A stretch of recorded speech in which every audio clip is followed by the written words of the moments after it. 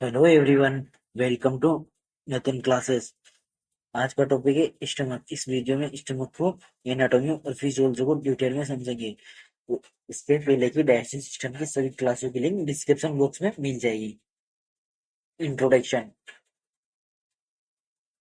The stomach is also called the gastric Greek Bailey.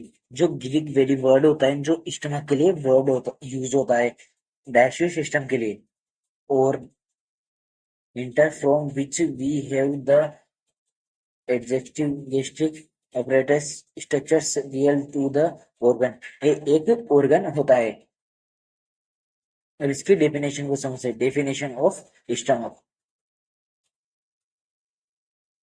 The stomach is a muscular bag. यह एक muscles का बना हुआ bag की तरह होता है stomach. Forming the wide below the most distal part of the digestive tube. जो डाइजेस्टिव सिस्टम है, डाइजेस्टिव होती है ना सिस्टम, उसी का ये पार्ट होता है stomach. It is connect below to low end of the oesophagus. जो इसोफेगस का एंड होता है ना, वहां से स्टमक शुरू होता है। एंड बिलो द ड्यूडेनम, और ये ड्यूडेनम होता है। It act has a receive of food and help in the digestion. यह फूड और डाइजेशन में हेल्प करता है। फूड को चबाने का काम, मतलब फूड को ब्रेक डाउन करने का काम करता है। वो डाइजेशन में हेल्प करता है। Digestion of carbohydrate, protein and fat. वो प्रोटीन और फैट में भी मदद करता है। ये स्टमक का डायग्राम है। ऐसा होता है स्टमक। अब इसकी लोकेशन को समझते हैं। Locations of stomach. The stomach is a J shape. Stomach का शेप कैसा है? जे शेप स्टमक का शेप होता है। Dilated portion of the alimentary tract structure some modification. ये 4 लेयर होती है। ये स्टमक दिख रहा है, ये जे शेप स्टमक होता है, मस्कुलर ऑर्गन होता है। ये सबसे आउटर होती है, सीरोसा लेयर होती है, मस्कुलरिस होती है, सब म्यूकोसा होती है, और म्यूकोसा लेयर होती है। जो म्यूकोसा लेयर को समझते हैं। This consist of 3 layer of smooth muscles fibre. जो म्यूकोसा लेयर होती है ना, जिसमें स्मूथ मसल्स की 3 लेयर होती है। On outer layer of the longitudinal fibres. जो लॉन्गिट्यूडनल फाइब्रस होती है। In middle layer of circular fibres होती है। In inner layer of the oblique fibres होती है। इंपॉर्टेंट चीजें 3 नाम इंपॉर्टेंट है। Longitudinal, circular. इस डायग्राम में अपन समझ सकते हैं कि एक जैसे स्टमक होता है, और इस तरीके से एब्डोमिनल 90 डिवाइड किए गए हैं। ये डॉट डॉट वाली लाइन है ना, ये वाली इससे ये डिवाइड किए गए। इसमें आप समझ सकते हो ये 3 रीजन में लोकेटेड होता है स्टमक। स्टमक के कुछ पार्ट है, आगे पार्ट को भी डिटेल में समझेंगे। अब walls of the stomach. Stomach की वाल्स को समझते, इसकी कौन कौन सी दीवारें होती है। The 4 layer of tissue the compress the basic structures of the elementary canal and found। जो elementary canal और होती है, उसको उसकी 4 लेयर होती है। वे वही 4 लेयर स्टमक में भी होती है। In the stomach but with some walls of the stomach, the 4 layer of tissue that compress the basic structures of the alimentary canal are found। जो एलिमेंट्री कैनाल होता है, डाइजेस्टिव सिस्टम होता है पूरा, जो 4 लेयर से मिलकर बना होता है। In the stomach but with some modification. जो ये 4 लेयर होती है, सबसे इनर मोस्ट लेयर होती है म्यूकोसा लेयर, सब म्यूकोसा लेयर, मस्कुलरिस लेयर और सीरोसा लेयर। ये 4 लेयर होती है। ये सबसे इनर होती है और सीरोसा लेयर सबसे आउटर मोस्ट लेयर होती है। मस्कुलर लेयर जो मसल्स की बनी हुई लेयर होती है उसको समझते हैं। This consist of 3 layer of smooth muscles fibre. जो मसल्स की लेयर होती है, जो 3rd नंबर की लेयर होती है मसल्स की, वो 3 मसल से बनी होती है। सबसे इनर मोस्ट होती है म्यूकोसा लेयर, सब म्यूकोसा लेयर और मस्कुलरिस लेयर। ये वाली लेयर होती है 3 लेयर से मिलकर बनी होती है, 3 मसल्स की लेयर होती है। सबसे आउटर लेयर की बात की जाए तो लॉन्गिट्यूडनल होती है, मिडिल में मतलब बीच में सर्कुलर फाइब्रस होते हैं। इनर मोस्ट की बात की जाए सबसे इनर लेयर होती है ओब्लिक फाइब्रस।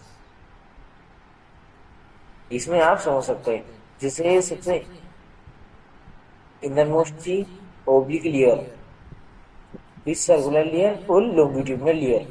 ये 3 लेयर होती है। जो स्टमक होता है उसके अंदर डायलेटेड वाला पार्ट होता है, ये इसे रूगे बोला जाता है।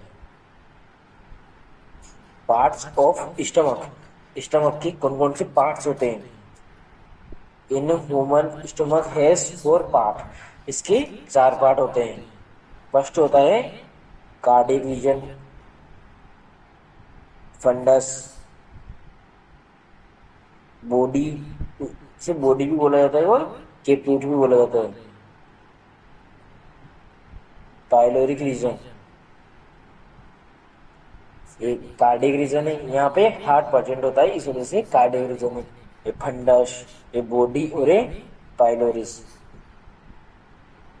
अब कार्डियक रीजन को समझते हैं। The cardiac region is the upper part of the stomach where oesophagus open. जो इसोफेगस ओपन होती है उस पार्ट में होता है कार्डियक रीजन, मतलब कार्डियक पार्ट होता है स्टमक का। The opening in brooded by the sphincter cell, cardiac sphincter, जो उसपे कार्डियक स्पिंचर प्रेजेंट होता है, which open only toward stomach. जो ऊपर से खाना आता है ना, ये इसोफेगस है, फिर जिसके बाद स्टमक है, और यहाँ पे ये स्पिंचर बना हुआ है। ये यहाँ से इस डायरेक्शन में खाना आएगा तभी ये ओपन होता है। इधर से बैकवर्ड में खाना जाता है तो क्लोज हो जाता है।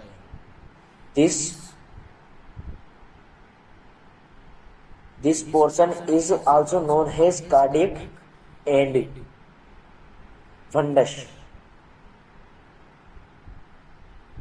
Fundus is the smallest dome-shaped structure. It is elevated above the level of esophagus opening. Third part होता है body. Body is the largest part of the stomach, forming about the 75% to 80% of the whole stomach. जो पूरा stomach होता है ना, उसका 85 से 80% भाग पार्ट होता है बॉडी वाला।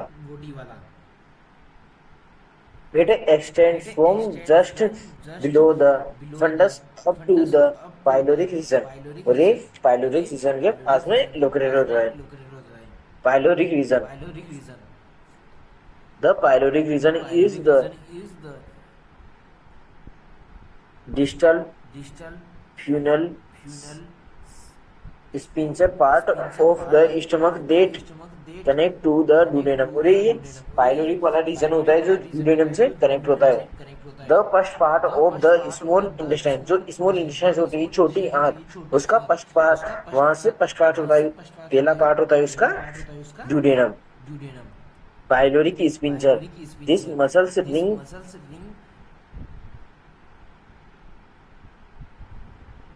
control the opening and the closing of the pylorus. जो स्पिंचर होता है, जो एक एक बताया था मैंने कार्डिक स्पिंचर और एक बताया था पाइलोरिक स्पिंचर। कार्डिक स्पिंचर होता है, ये पाइलोरिस होता है, यहाँ पे पाइलोरिक स्पिंचर होता है। जो इसोफेगस से खाना यहाँ अंदर आता है स्टमक के अंदर, तो ये खाना अंदर आते ही फिर इसके बाद क्लोज होता है, जो बाहर से जाता है इसे ये जाने नहीं देता। अब जो खाना इसमें एक बार चला जाता है स्मॉल इंटेस्टाइन में पाइलोरिक स्पिंचर से बाहर, तो फिर ये रिटर्न नहीं आता। ये खासियत होती है इसी स्पिंचर की। फंक्शंस ऑफ स्टमक, स्टमक के क्या क्या काम होते हैं उसको समझते हैं। Storage functions, food is storage in the stomach for the a long period, जो कुछ टाइम के लिए 3 से 4 घंटे के लिए स्टमक फूड को स्टोर करके भी रखता है। Empty into the small intestine swallowing is maximum capacity of the stomach is up to 1.5 litre. जो स्टमक होती है उसकी मैक्सिमम कैपेसिटी होती है 1.5 लीटर। सेकंड फंक्शन से formation of chyme, peristalsis, movement of stomach, maximum mix the bowl, bolus. जो अपन खाना खाते हैं मुंह से च्यूइंग करते हैं, जो ईसोफेगस से आता है, जिसमें पेरिस्टालसिस मूवमेंट होता है, तो बोलस होता है। फिर बोलस स्टमक में जाके बोलस प्लस HCl ये बन जाता है, काइम बन जाता है। ये काइम बन जाता है with gastric juice and the connect into the semi-solid material known as chyme। जो सेमी सॉलिड मटेरियल होता है ना वो काइम होता है।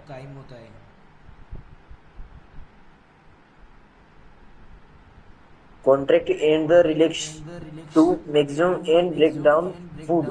जो ए स्टमक के अंदर फूड का ब्रेक डाउन भी होता है। जो लार्ज पार्टिकल्स में फूड होता है उसको स्मॉल पार्टिकल्स में तोड़ा जाता है, जो HCl की हेल्प से होता है।